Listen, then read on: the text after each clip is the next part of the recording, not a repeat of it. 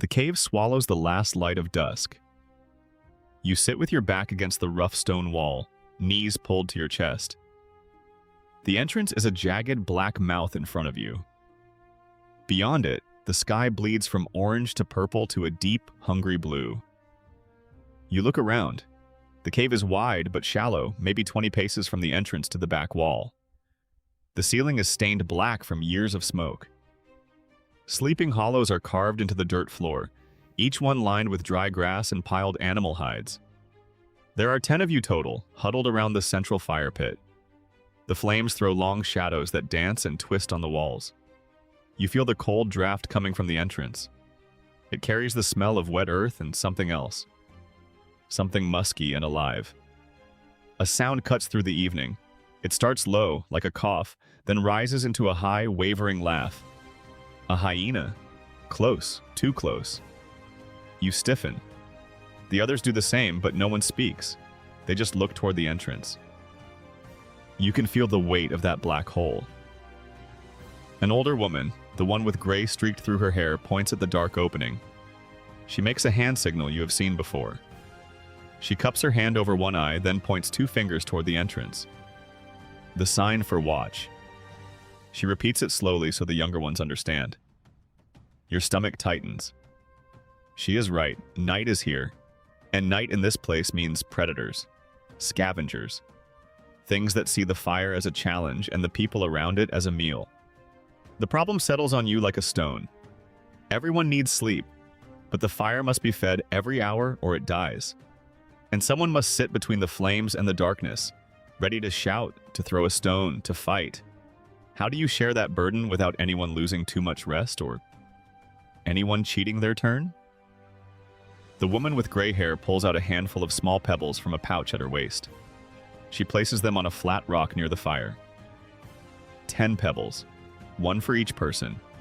She moves 1 pebble to the side and points at a woman with a scarred arm. The first watch is set. The night has just begun. The woman with the scarred arm moves to the spot closest to the entrance. She sits cross-legged, her back straight, a pointed stick resting across her knees. The fire is between her and the rest of the group. She reaches out and adds a thick branch to the flames. Sparks fly up and disappear into the black ceiling. The elder takes 1 pebble from the pile and places it in a small hollow in the rock. She holds up 1 finger. 1 watch completed means 1 pebble moved. When all pebbles are moved, the night is over and everyone has taken a turn. You look at your own hollow. It is still empty. Your turn will come. The others begin to settle. You crawl to a sleeping hollow that someone has padded with moss and a thin layer of fur. You lie down, pulling a worn hide over your body. The ground is hard, but the moss helps. You close your eyes and try to slow your breath. But sleep does not come easily. You hear the crackle of the fire. You hear the breathing of the people around you. Some steady, some shallow with the same tension you feel. You hear the woman on watch shift her weight, her skin scraping against the stone. Then you hear it. A growl. Low and guttural. It comes from outside, from the dark. It is not a hyena, something else. Something bigger, maybe. Your eyes snap open. Your hand finds the sharp flake of flint you keep tucked in your belt. But the watcher does not move. She does not shout or stand. She just lifts her stick and taps it twice against the ground. Tap, tap. The sound is calm, rhythmic. It is a signal. She is telling the group, I hear it. I am watching. Stay still. You let out a slow breath. She knows what she is doing. She has done this many nights before. You force your muscles to relax. The growl does not come again. The fire pops and sends a shower of sparks into the air. You close your eyes again and listen to the rhythm of the tap, the crackle, the wind. Your mind wanders. You think about the pebbles. 1 down, 9 to go. You wonder how long it will be before your pebble is moved.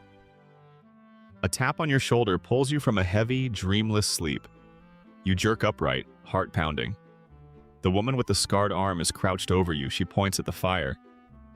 The flames are low, barely glowing red in a bed of ash. She mouths the word, wood. You nod. You sit up. Your body aches from the cold ground. You wrap the hide around your shoulders and crawl toward the fire.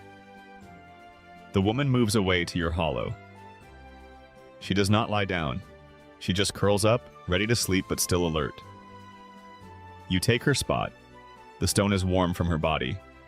You place your own pointed stick across your lap. A short wooden spear, sharpened at one end, hardened in a fire. You reach into the pile of dry branches next to you. You pick one and gently push it into the coals. The bark catches. Orange light rises and paints the cave walls again. Then the stillness settles. The minutes crawl. You count your breaths. In, out, in, out. The fire needs to be fed again soon, but not yet. You listen. The wind moans past the entrance, the others breathe in their sleep. Someone shifts and mutters. Then you hear it. A clatter. Stones falling.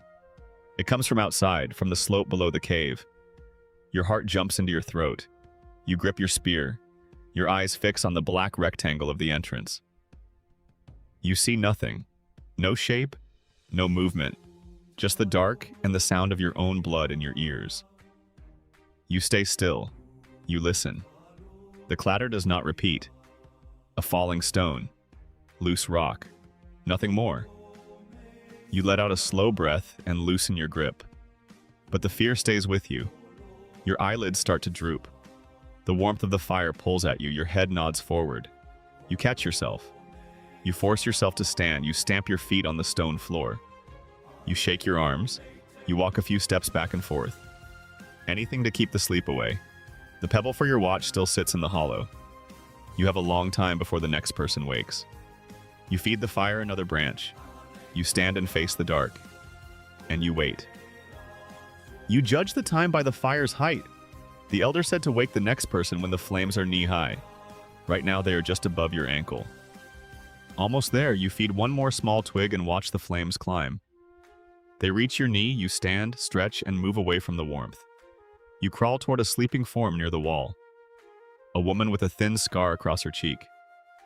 You place a hand on her calf. Gentle but firm. She stirs instantly. You lean close and whisper a low grunt into her ear. A sound you have practiced, not loud enough to wake the others. Just a signal between you two. Her eyes open. She blinks once, then nods. There is no confusion. She knows what this means. She sits up, rubs her eyes, and takes the stick from your hands. You point at the woodpile near the fire. She nods again. You do not speak. The cave is a place of silence at night. Every sound carries.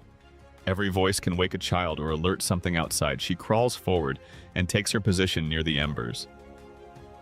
You watch her feed a branch into the fire. The light catches her face. She looks back at you once. A small gesture, a tilt of the head. You are free to rest now. You crawl to the spot she left.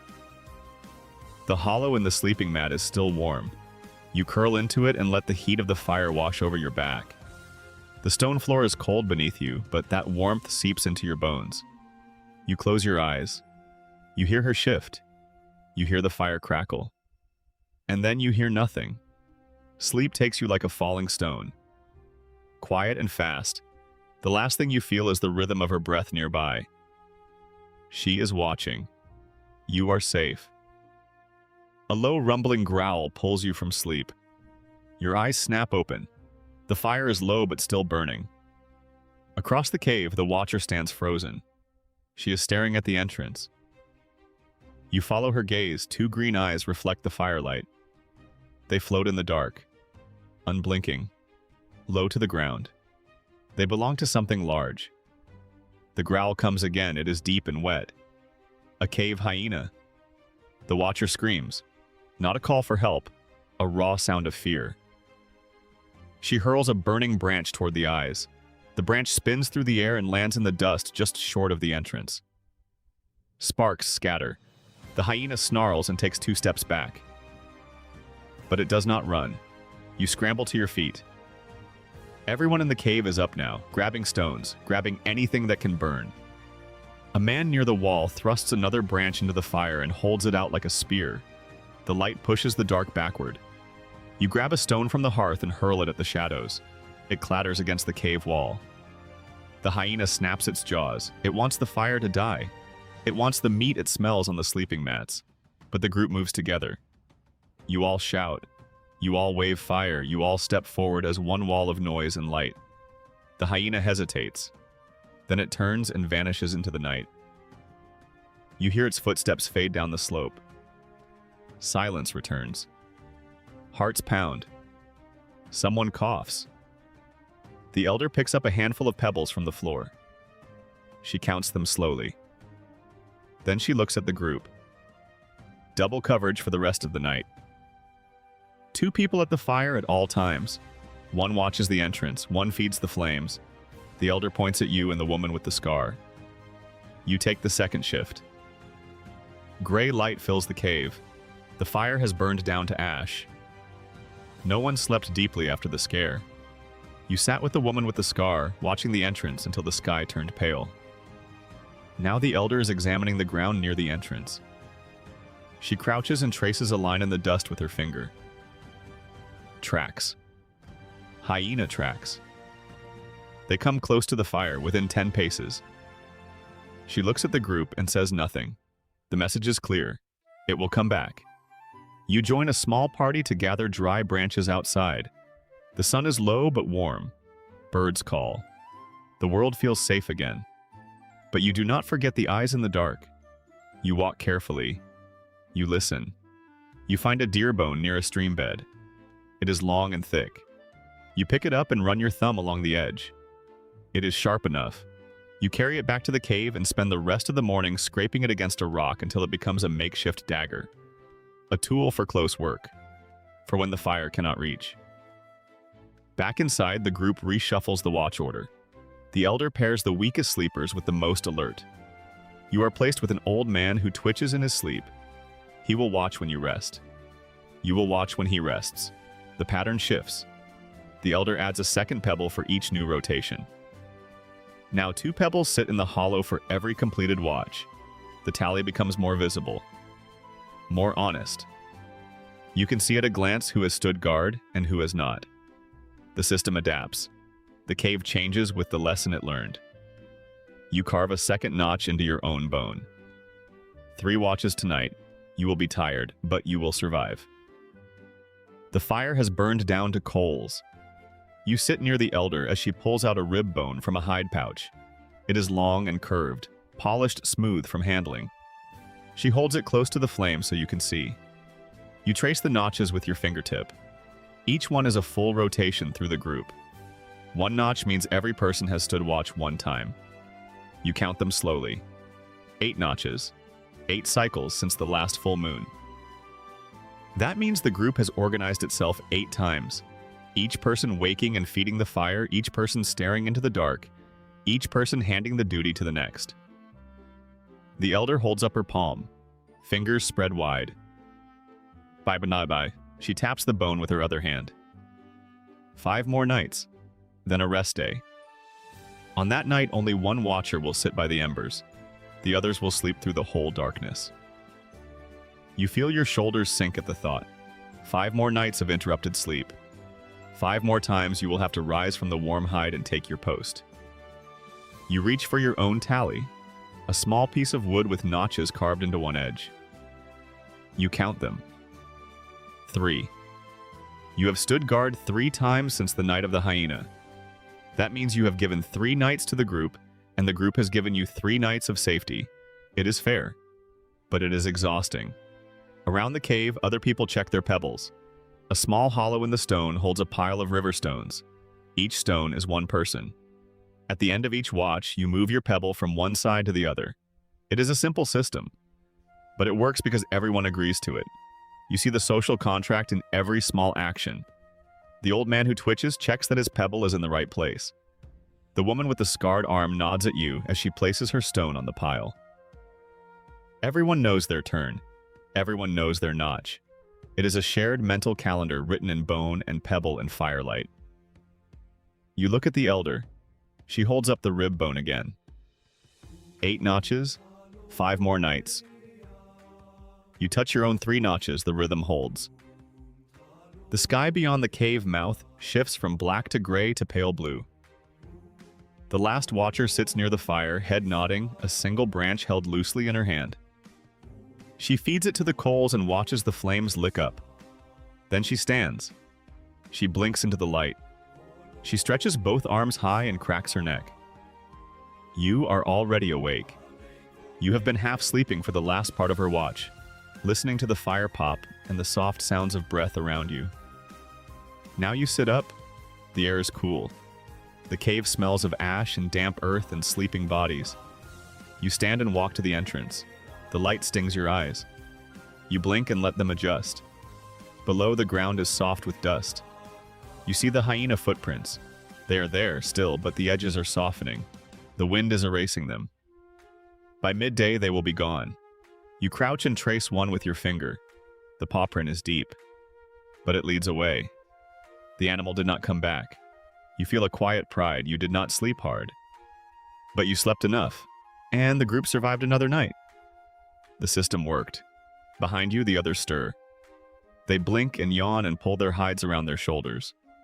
One by one, they step out into the morning. The woman with the scarred arm collects a water skin and heads toward the stream bed.